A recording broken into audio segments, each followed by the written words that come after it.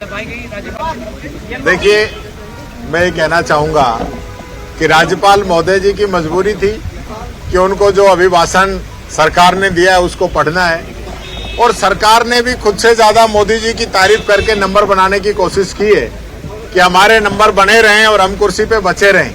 ये इस अभिभाषण के अंदर रहा। और विशेष रूप से मैं धन्यवाद भी देना चाहूँगा राज्यपाल महोदय को कि जिन्होंने हमारी योजनाओं को इस अभिभाषण के अंदर याद किया। हमारी चाहे तीर्थ यात्रा की योजना हो, चाहे हमारी सामाजिक सुरक्षा की पेंशन की योजनाएं हो, स्कॉलरशिप की योजना हो, इंदिरा रसोई की बात हो, इन सारी योजनाओं की जो बात की गई वो सारी योजनाएं हमारे समय की चल रही है, उनकी बातें यहाँ पे की गई। यहाँ पे विशेष रूप से मैं कहना चाहूँगा, एग्रीकल्चर को लेके कोई बात इसमें अलग से नहीं कही गई, और ये आप समझ सकते हैं कि ये सरकार ने किसानों के लिए क्या काम किया है। पेपर लीक के लिए बहुत बड़ी बड़ी बातें की गई, लेकिन एक साल में रिजल्ट क्या आया वो नहीं बताया गया। और विशेष रूप से पेपर लीक की बहुत बड़ी बड़ी बातें कर रही थी सरकार। अभी 4 दिन पहले RUHS के अंदर पेपर लीक हुआ, उसको भी 4 दिन तक दबा के रखा कि कहीं जनता को पता नहीं चले। इससे पहले भी बीज निगम के अंदर पेपर लीक इस सरकार के अंदर हुआ, और सिर्फ बड़ी बड़ी बातें ये लोग कर रहे हैं। और विशेष रूप से एक छोटी सी बात मैं कहना चाहूंगा, इसके अंदर सिविल लाइंस रेलवे ओवरब्रिज की भी बात आई कि काम प्रगति पे है। मैं कहना चाहूंगा, इसी काम के लिए माननीय मंत्री महोदय विधानसभा के लिए आश्वासन दे चुके हैं कि दिसंबर 24 तक इसका काम पूरा हो जाएगा। तो आप देख लीजिए, इनकी विधानसभा के अंदर इनके भाषण और राज्यपाल का अभिभाषण, इसके अंदर ही अंतर है। बच्चियां जो स्कूलों के अंदर जाती थी, चाहे वो 5वीं तक हो चाहे 8वीं तक हो, उनकी संख्या घटी है। लगातार स्कूलों का बंद करने का काम इन लोगों ने किया है। वो सारे आंकड़े छुपाने का काम किया गया है, और सिर्फ सरकार की वाहवाही हो, इनके अलावा कोई नई बात इस अभिभाषण के अंदर नहीं है। और अभिभाषण जो 1.5 घंटे राज्यपाल महोदय ने पढ़ा, आप सब लोग भी समझ गए होंगे कि इसके अंदर कोई विकास का कोई मापदंड, कोई माध्यम, कोई विजन इस सरकार का पूरे 1 वर्ष में नहीं रहा। सिर्फ आंकड़े और बातें बताकर अभिभाषण कराकर अपनी इतिश्री इन लोगों ने कर ली।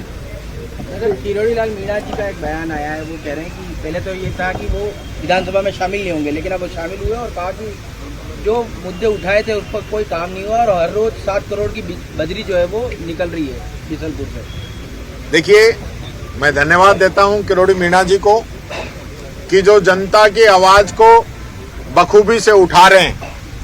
अभी राज्यपाल महोदय से अभिभाषण के अंदर पेपर लीक के बारे में बड़ी बड़ी बातें कहलवाई गई, और वहीं पे किरोड़ी जी जो लगातार ऐसा ही भर्ती परीक्षा को रद्द करने की बात कर रहे हैं, उस पर कोई बात नहीं की गई।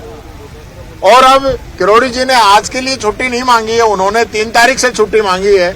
आज तो उनको पता था कि आज सिर्फ अभिभाषण है, ज्यादा आज का बिजनेस नहीं है सदन के अंदर, इसलिए उन्होंने आज से छुट्टी नहीं मांगी, वो आ गए। वो मैं ये कहना चाहूंगा, किरोड़ी जी की बात को सरकार को सुनना चाहिए। इतने सीनियर मंत्री हैं, पुराने भारतीय जनता पार्टी के सदस्य हैं, और लगातार वो जो बातें बता रहे हैं। आज अवैध खनन की जो बात हो रही है, वही अवैध खनन ने एक पुलिस कांस्टेबल की जान ले ली थी टोंक के अंदर, उसको कुचल के मार दिया गया था, और सरकार ने अभियान चलाया था अवैध खनन रोकने का। आज इनके मंत्री कह रहे हैं, तो इसका मतलब हकीकत क्या है? उसको छुपाया जा रहा है, दिखाया नहीं जा रहा है। प्रदेश के अंदर अलग अलग प्रकार के माफिया, भू माफिया, खनन माफिया, बजरी माफिया पनप गए हैं, और जो जनता के खून पसीने की कमाई को खाने का काम कर रहे हैं, और सरकार का टैक्स चोरी का काम कर रहे हैं। उन मदन दिलावर जी से शिक्षा के बारे में पूछ लें कि शिक्षा का रिजल्ट क्या रहा है, और क्या शिक्षा के बारे में बात कर रहे हैं। पूरी 1 साल हो गई, शिक्षा के अलावा सारे बयान आते हैं, सब प्रकार के नमस्कार करा लेंगे, लेकिन एजुकेशन के बारे में नहीं बोलेंगे। ये बात मैं शिक्षा मंत्री जी को कहना चाहूँगा। विधानसभा में वास्तु दोष दूर करने के लिए अध्यक्ष जी ने कहा है कि कुछ वास्तुविदों से सलाह ली गई है। इतनी 200 विधायक, देखिए, पहली बार 200 विधायक आए नहीं, आते तो हर बार ही हैं, और कहीं ना कहीं इस प्रकार की कोई भगवान की मर्जी है कि सारे लोग नहीं रह पाते।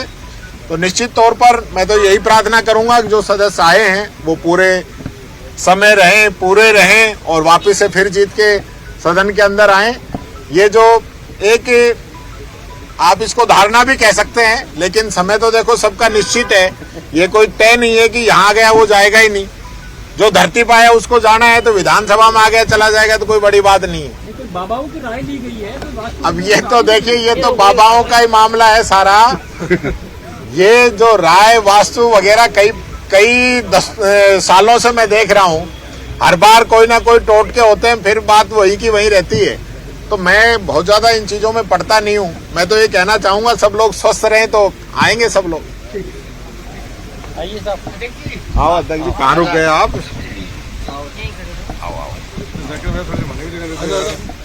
काम भी ले रहा है जी, पैसा लिस्ट काम भी ले रहा है, मोरा बुलाओ लिस्ट ले रहा है।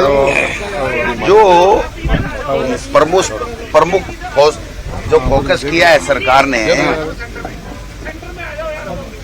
सेंटर में, यहाँ भाई जी दाएं बाएं। पहली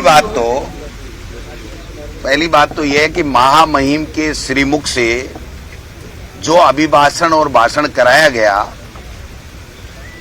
वो कोरी बातें थी, धरातल पे उसका किसी भी प्रकार का प्रभाव नहीं है, धरातल पे वो चीजें नहीं है। और सबसे बड़ी विफलता तो महामहिम से जो पीठ थपथपवाई सरकार ने, वो निराशाजनक है, निराश करने वाली है। और उन्हीं के कैबिनेट मंत्री ने, मैंने सुना है कि पूरी 12 महीने की इनकी पोल खोल के रख दी सरकार की कि बिशलपुर में अवैध बजरी निकाली जा रही है।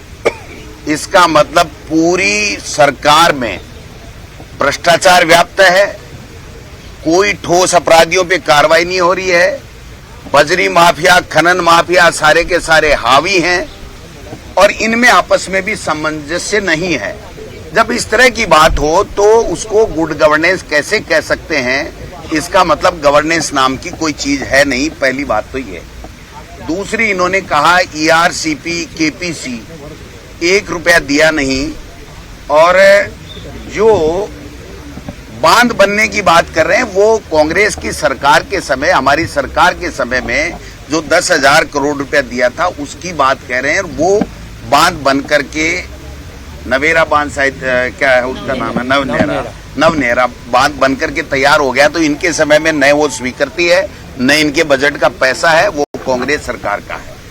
यमुना जल समझौता जिसकी ये बात कर रहे हैं, महामहिम के श्रीमुख से कहलवाया है, आज की तारीख तक DPR नहीं बनी है। 14 महीने हो गए इनको सरकार में बने हुए, और हरियाणा इनको फाइल के हाथ ही नहीं लगाने दे रहा है। और इनकी संयुक्त टास्क फोर्स बनाने का काम भी आज की तारीख में पूरा नहीं हुआ है। फिर कहा कि दिन में बिजली की ओर अग्रसर हो रही है सरकार। आप दिन में छोड़ दो, किसानों को 6 घंटे बिजली वसुंधरा जी के समय में भी मिली थी और हमारी कांग्रेस के समय में भी मिली थी। ये पहली सरकार है कि बिजली 4 घंटे भी किसान को मिली नहीं है। तो ये इनकी बिजली की स्थिति है।